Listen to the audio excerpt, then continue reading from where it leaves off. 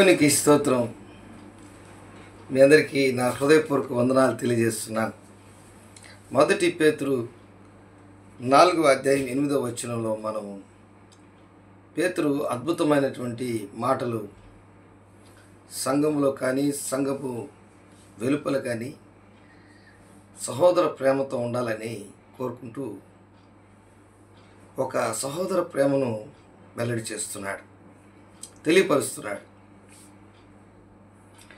మొదటి పేతురు 4:8 ప్రేమ అనేక పాపములను కప్పును గనుక అన్నిటికంటే ముఖ్యముగా ఒకని ఎడల ఒకడు మిక్కటమైన ప్రేమ గలవారై ఉండుడి. దేవుని బిడ్డలారా, ఈ పేతురు దేవుని ప్రేమను అర్థం చేసుకున్నవాడు. పేతురు తన జీవితంలో అన్నిటినీ విడిచిపెట్టి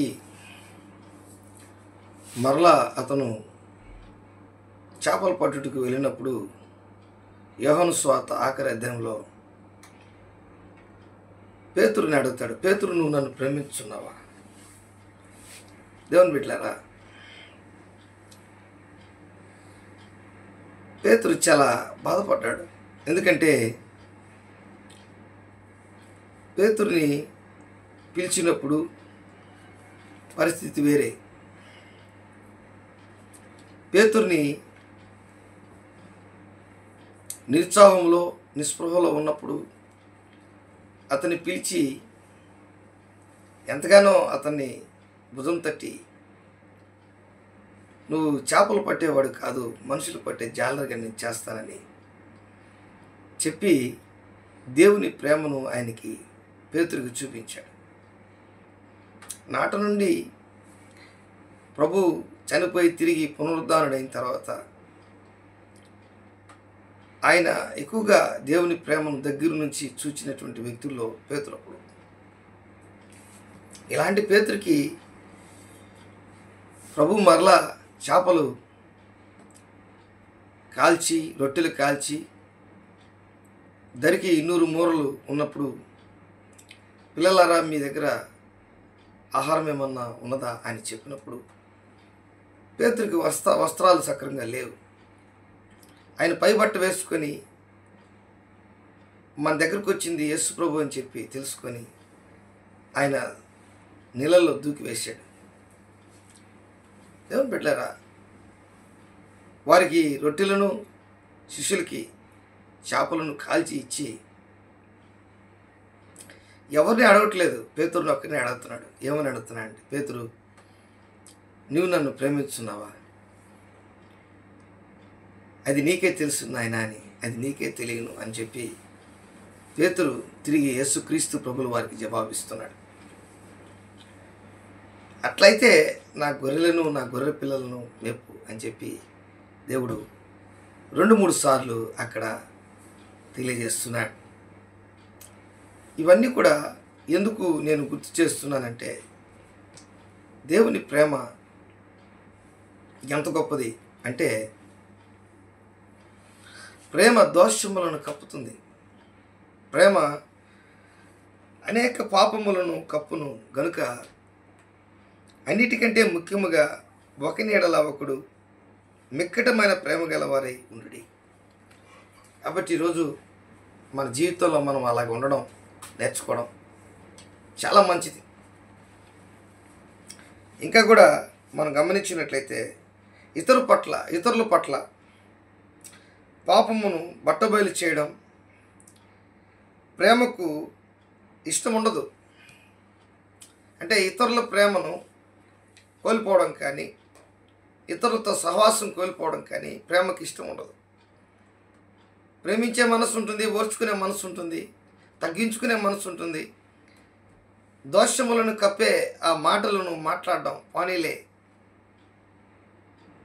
కాబట్టి అలాంటి ప్రేమకి గుర్తుగా మనం గమనించాలి. ఇలాంటి వ్యక్తి ఎవరైనా నీ పక్కన ఉన్నట్లయితే ఆ వ్యక్తిని తప్పకుండా మనం ప్రేమించి దగ్గర చేర్చుకోవాలి, అతనితో సహవాసం చేయాలి. ఎందుకంటే ఇతరులు గురించి మనం చెడ్డగా చెప్పడం అతని పట్ల ఉన్నటువంటి నీ ఫ్రెండ్కి ప్రేమ తక్కువ చేయడం అది చాలా తప్పు. కాబట్టి అలాగ ప్రేమ చేయదు. ఇతరులోని పాపాలను బట్టబయలు చేయడం ప్రేమకు ఇష్టం ఉండదు. ప్రేమ క్షమిస్తుంది. దేవునికి స్తోత్రం. క్షమిస్తూనే ఉంటుంది. 1 కొరింథీయులకు రాసిన పత్రిక మీరు 13వ అధ్యాయం మీరు చదివినట్లయితే ప్రేమ దోషములను కప్పుతుంది. అది డమ్మముగా ఉండదు, ఓర్చుకుంటుంది. ఇవన్నీ కూడా మనకు కనబడతాయి. దేవుని బిడ్డలారా, నిజంగా ఈరోజు ఇలాంటి స్థితి మనకు ఉందా? దేవుడు ఈరోజు నిన్ను నన్ను ప్రేమించేవాడు ఎలాగుంటాడు? ధైర్యంగా ఉంటాడు. 1 యోహాను 4వ అధ్యాయం 18వ వచనంలో ప్రేమలో భయం ఉండదు, అంతేకాదు పరిపూర్ణ ప్రేమ భయమును వెళ్ళగొట్టును. భయము దండనతో కూడినది. భయపడువాడు ప్రేమయందు పరిపూర్ణము చేయబడినవాడు కాడు. కాబట్టి భయము దండనతో కూడినటువంటి భయపడువాడు ప్రేమయందు పరిపూర్ణత లేనటువంటి వ్యక్తి. ఒక అండర్స్టాండింగ్ స్పిరిట్ అతనికి ఉంటుంది. ప్రేమలో భయము లేనటువంటి వ్యక్తి అతను ఎంత దూరమైనా సరే, మాట ఇచ్చాడంటే ఎంత దూరమైనా సరే వెళ్తాడు. మాట తప్పుడైనా నష్టం వచ్చినా వెళ్తాడు. ఎందుకంటే అదే మనకు ఆ ప్రేమలో ఓర్చుకునే గుణం, సహాయం చేసే గుణం, ప్రేమించే గుణం, నీ యొక్క బాధను పంచుకునే గుణం, ఇవన్నీ కూడా ఆ ప్రేమలో ఉంటుంది. కాబట్టి రోమీయులకు రాసిన పత్రిక 8వ అధ్యాయం మీకు బాగా తెలుసు, 28. దేవుని ప్రేమించు వారికి అనగా ఆయన సంకల్పం చొప్పున పిలువబడిన వారికి మేలు కలుగుటకే సమస్తము సమకూడి జరుగునని ఎరుగుదు. కాబట్టి నువ్వు దేవుని ప్రేమిస్తే ఖచ్చితంగా నీకు ఆశీర్వాదాలు వస్తాయి. దావీదు కూడా అంటాడు 91వ కీర్తన, అతడు నన్ను ప్రేమించుచున్నాడు గనుక నేను అతన్ని తప్పించదను, అతడు నా నామమును ఎరిగిన వాడు గనుక నేను అతన్ని గణపరచెదను. కాబట్టి ఈరోజు దేవుని ప్రేమిస్తే ఎన్ని ఆశీర్వాదాలు ఉంటాయి. అదేవిధంగా నువ్వు దేవుని ప్రేమించే వ్యక్తిగా ఉంటే మనుషులను కూడా ప్రేమిస్తావు, కుటుంబీకులను ప్రేమిస్తావు, బిడ్డలను ప్రేమిస్తావు, భార్యను ప్రేమిస్తావు, భర్తను ప్రేమిస్తావు, ఇరుగు పొరుగు వారిని ప్రేమిస్తావు. ప్రేమ దేవుని మూలంగా పుట్టింది. కాబట్టి ఆ ప్రేమను అర్థం చేసుకొని ఈ రోజు నుంచి నువ్వు దేవుని పట్ల, మనుషుల పట్ల ప్రేమ కలిగి జీవించు. దేవుడు నిన్ను దీవించి ఆశీర్వదించునుగాక.